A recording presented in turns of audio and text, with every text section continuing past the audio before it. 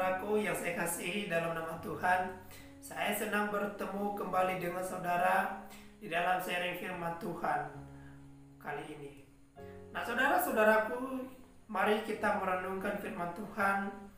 Kita membaca di dalam Matius pasalnya yang ke-18, ayatnya yang ke-21 sampai dengan ayatnya yang ke-35. Matius pasal 18 ayatnya yang ke-21 sampai dengan ayatnya yang ke-35. Bapak Ibu saudara-saudari akan membaca di rumah dari ayatnya ke-21 sampai dengan ayat yang 35. Tapi saya akan membacakan ayatnya yang ke-21 sampai dengan ayatnya yang ke-22 untuk mempersingkat waktu. Nah, saudara-saudaraku, Lembaga Alkitab Indonesia memberikan judul kepada kita, yaitu perumpamaan tentang hal pengampunan. Ayatnya yang ke-21 berbunyi demikian. Maka datanglah Petrus dan berkata kepada Yesus, "Tuhan, sampai berapa kali aku harus mengampuni saudaraku jika ia berbuat dosa terhadap aku? Sampai 7 kali?" Yesus berkata kepadanya, "Bukan, aku berkata kepadamu, bukan sampai 7 kali, melainkan sampai 77 kali." Nah, amin untuk pembacaan firman Tuhan.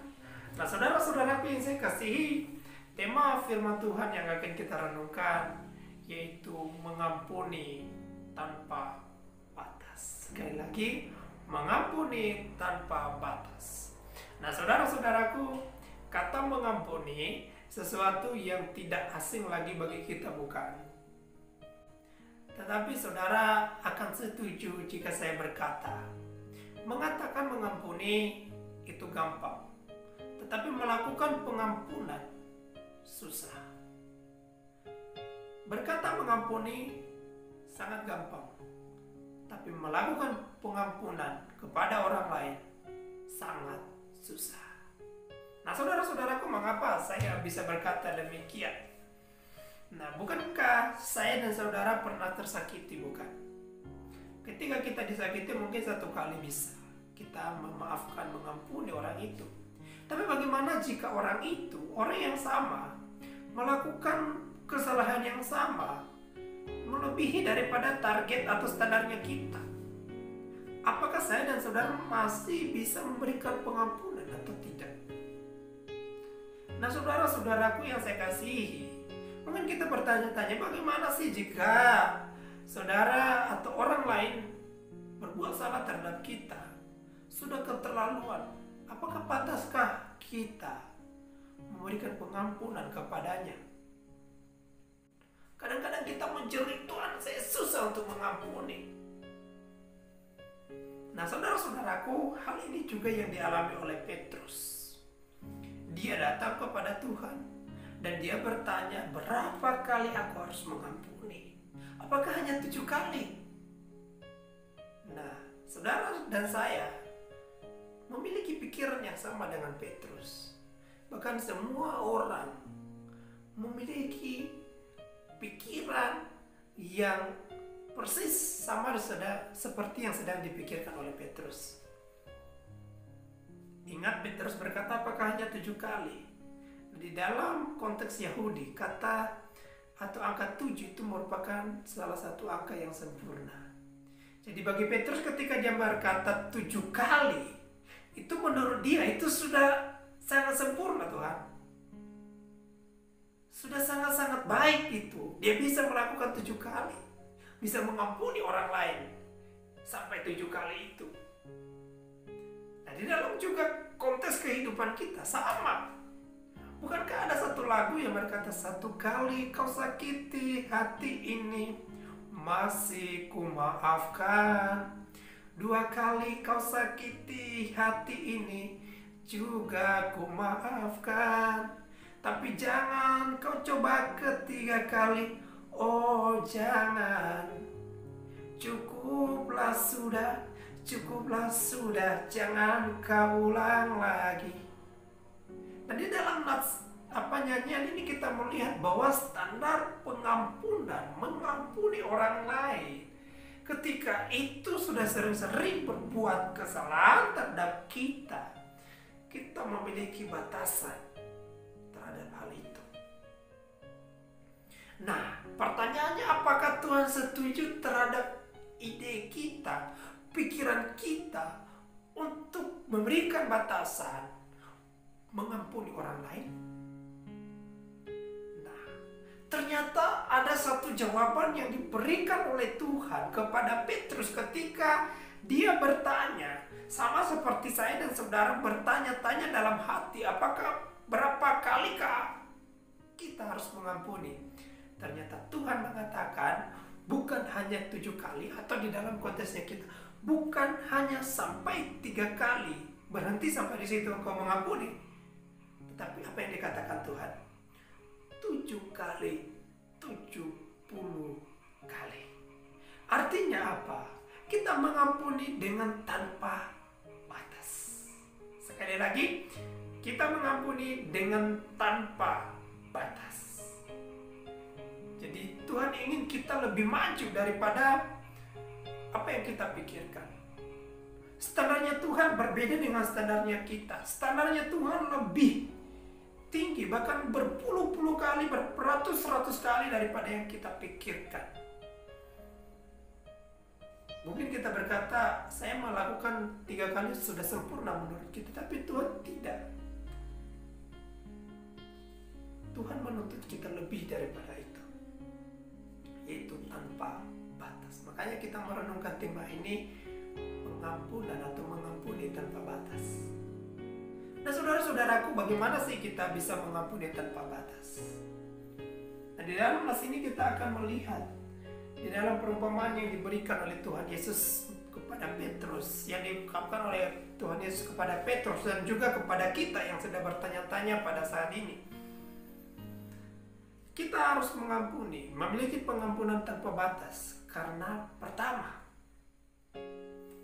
saya dan saudara adalah orang berdosa yang membutuhkan pengampunan daripada Tuhan. Sekali lagi, saya dan saudara adalah orang berdosa yang membutuhkan pengampunan daripada Tuhan.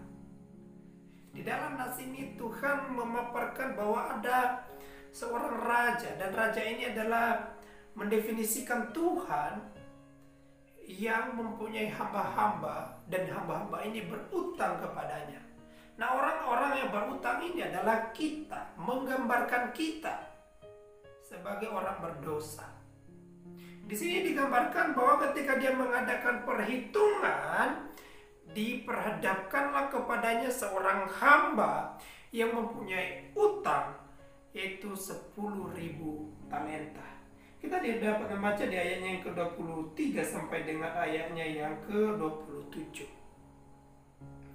Nah, kalau kita menghitung 10.000 talenta di dalam konteksnya Yahudi pada saat itu, atau pada saat Yesus ada di dunia pada waktu itu, 10.000 talenta itu sama dengan 60 juta dinar, dan 1 dinar itu sama dengan upah 1 hari buruh.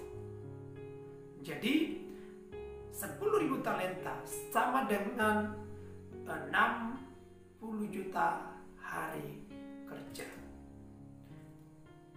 Kalau dihitung di dalam tahun, maka ada sekitar 166.666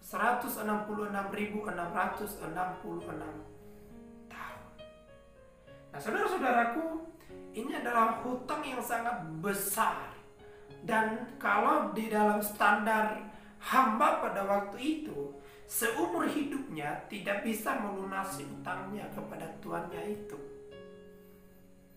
Kalau kita melihat, bahkan Metusalah yang umurnya 969 tahun tidak bisa melunasi utangnya, saudara-saudara. Jadi ini menggambarkan kita bahwa utang dosa kita terhadap Tuhan itu sesuatu yang kita tidak bisa lunasi, yang tidak bisa kita bayar, tetapi kita membutuhkan pertolongan atau pengampunan daripada Tuhan. Kita membutuhkan belas kasihan Tuhan. Jadi saudara-saudaraku, di sini kita perlu menyadari siapa diri kita di hadapan Tuhan. Kita tidak perlu membanggakan bahwa kita hebat. No. Kita hanya dikasihi oleh Tuhan. Kita membutuhkan pertolongan, pengampunan daripada Tuhan. Dan bahkan ketika kita mengingat dosa kita, kita terus minta ampun kepada Tuhan. Tuhan ampuni saya, Tuhan ampuni saya. Kita menjerit kepada Tuhan supaya Tuhan memberikan kita pengampunan. Apalagi ketika kita sedang dalam keadaan sakit, saudara, sedang mengalami kesusahan. Oh Tuhan, mungkin ini karena dosa saya, Tuhan ampuni saya, Tuhan ampuni saya. Kita sering melakukan hal itu, bukan? Dan itu membuktikan bahwa kita membutuhkan pengampunan daripada Tuhan. Kita orang berdosa, dan tidak ada seorang pun yang bisa membebaskan kita dari dosa kita. Tidak ada seorang pun manusia bisa membebaskan dirinya dari hutang dosa. Dan akibatnya, kalau kita tidak diampuni oleh Tuhan, maka kita akan dibinasakan di dalam api neraka, yaitu di dalam kematian kekal. Totalitas hidup kita akan binasa di dalam neraka kalau kita tidak bisa melunasi hutang dosa kita. Maka kita adalah orang yang membutuhkan pengampunan daripada Tuhan. Hal yang kedua, kenapa kita harus mengampuni? Karena Allah telah terlebih dahulu mengampuni kita. Dikatakan di ayatnya yang ke-26 dan 27, ketika hamba itu bersujud di hadapan raja itu, tergeraklah hatinya oleh belas kasihan. Hati raja itu oleh belas kasihan, sehingga ia membebaskan dan menghapuskan segala hutangnya. Nah, saudara-saudaraku yang terkasih, ini menggambarkan bagaimana Allah mengasihi saya dan saudara ketika kita sudah tidak bisa berbuat apa-apa. Walaupun kita berjanji kita bisa melunasi seperti orang yang kita baca di dalam nats yang kita baca ini, tetapi Tuhan tahu bahwa kita memang sudah tidak mampu untuk melunaskan hutang dosa kita. Maka Tuhan berkenan membebaskan kita, berkenan menghapus dosa kita. Buktinya apa? Bahwa Tuhan mengutus anaknya Yesus Kristus datang ke dalam dunia 2000 tahun lalu. Bahkan mati di atas kayu salib, di mana itu adalah lambang penghinaan, untuk membebaskan saya dan saudara, menghapuskan hutang dosa saya dan saudara. Nah, saudara-saudaraku, Tuhan sudah begitu baik bagi kita. Bahkan kita melihat ada satu perbandingan yang dikatakan oleh Tuhan Yesus, di mana ketika seorang yang berutang 10.000 talenta ini, dia mendapatkan pengampunan kepada Tuhan, hutangnya dilunasi. Kemudian ada orang lain lagi yang berutang 100 dinar. Ini adalah suatu perbandingan yang sangat jauh beda, sejauh langit dan bumi. 10.000 talenta dibandingkan dengan 100 talenta. Bukankah ini tidak sebanding? Bukan. Tapi apa maksudnya perbandingan ini? Tuhan Yesus sedang mengajarkan saya dan saudara bahwa pengampunan dosa kita yang kita terima dari Allah sangat jauh besar, lebih besar daripada pengampunan yang kita berikan kepada orang lain ketika orang lain berulang-ulang berbuat kesalahan terhadap saya dan saudara. Ketika saya dan saudara disakiti berulang-ulang kali hatinya dan kita memberikan pengampunan, kita memaafkan orang itu tidak sebanding dengan dosa kita kepada Tuhan. Dosa kita yang sangat besar kepada Tuhan, dan Tuhan telah ampuni kita.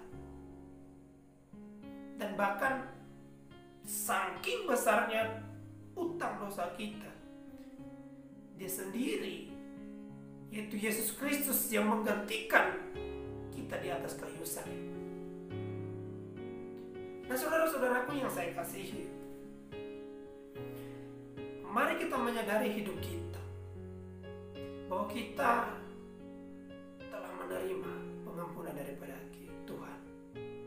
Oleh karena itu, walaupun kita sering sekali disakiti oleh orang lain, sering sekali dikecewakan oleh orang lain, bahkan luka yang sudah dilukai, sering dilukai, belum sembuh luka itu di dalam hati kita dan dilukai lagi, kita masih memaafkan orang itu. Karena kenapa? Kita sudah sering melukai hati Tuhan. Kita sudah sering mengecewakan hati Tuhan. Hari ini kita berjanji, Tuhan ampuni saya Tuhan. Saya tidak berbuat dosa lagi. Tunggu sementara atau besok kita kembali melakukan dosa itu, bukan? Bagaimana jika Tuhan sama seperti kita, saudara? Oke, Tuhan memberikan kita batasan untuk mengampuni kita. Bisakah kita terbebas dari hukuman dosa kita? Bisakah kita terbebas daripada utang-utang yang kita lakukan, yaitu utang dosa kita, dan dari akibatnya yaitu kematian kekal di dalam neraka? Sama sekali tidak bisa. Oleh karena itu, kalau kita menyadari hidup kita telah menerima pengampunan daripada Tuhan yang sungguh sangat besar terlebih dahulu, maka kita pasti bisa mengampuni orang lain. Karena kenapa? Kita memandang kepada Tuhan yang sudah mengampuni kita lebih besar, jauh lebih besar daripada pengampunan kita berikan kepada orang lain. Yang ketiga, saudara-saudaraku, mengapa kita harus mengampuni dengan tanpa batas?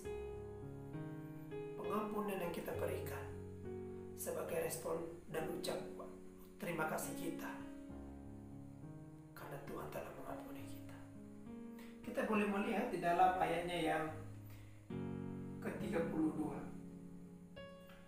Raja itu menyuruh memanggil orang itu dan berkata kepadanya, "Hai hamba yang jahat, seluruh hutangmu telah kuhapuskan karena engkau memohonkannya kepadaku." Ayat ke-33. "Bukankah engkau pun harus mengasihani kawanmu seperti aku telah mengasihani engkau?" Jadi saudara-saudaraku, kalau saya dan saudara sudah mengalami pengampunan daripada Tuhan, maka Tuhan mau supaya pengampunan itu tidak berhenti di dalam diri kita, tetapi kita bagikan kepada orang lain, kita teruskan kepada orang lain, siapapun dia, bahkan orang yang sudah sering membuat kita jengkel, marah, dan segala macam. Tuhan mau kita melakukan itu kepada mereka sebagai respon ucapan syukur kita karena kita telah diampuni oleh Tuhan. Kita telah dibebaskan oleh Tuhan dari hutang dosa kita. Ini adalah respons. Jadi kalau engkau dan saya susah mengampuni, lihatlah kepada Tuhan. Ingatlah bahwa Tuhan telah mengampuni saya dan saudara. Maka ucapkanlah terima kasih terhadap apa yang kita terima daripada Tuhan dengan kita mengampuni orang lain. Artinya apa? Sekali lagi, jangan kita memandang berapa kali orang itu berbuat kesalahan kepada engkau dan saya, tapi mari kita memandang kepada Tuhan yang sudah lebih banyak memberikan kita pengampunan itu, bukan? Kalau kita memandang kepada Tuhan, maka kita pasti bisa mengampuni orang lain. Tetapi kalau kita memandang orang itu, kita pasti sangat susah untuk mengampuni. Sekali lagi, kita mengampuni bukan karena orang itu, saudara, tapi karena Tuhan. Alasan utamanya adalah Tuhan telah mengampuni saya dan saudara ketika kita adalah orang yang membutuhkan pengampunan, orang yang membutuhkan belas kasihan Tuhan. Tuhan memberikan kita belas kasihan itu. Oleh karena itu yang kita teruskan kepada orang lain sebagai respons ucapan syukur, ucapan terima kasih kita. Jadi saudara-saudara,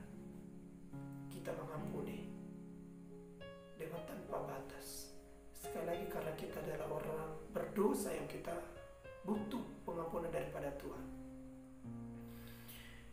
Tuhan telah mengampuni kita terlebih dahulu. Dan pengampunan yang diberikan oleh Tuhan sangat besar.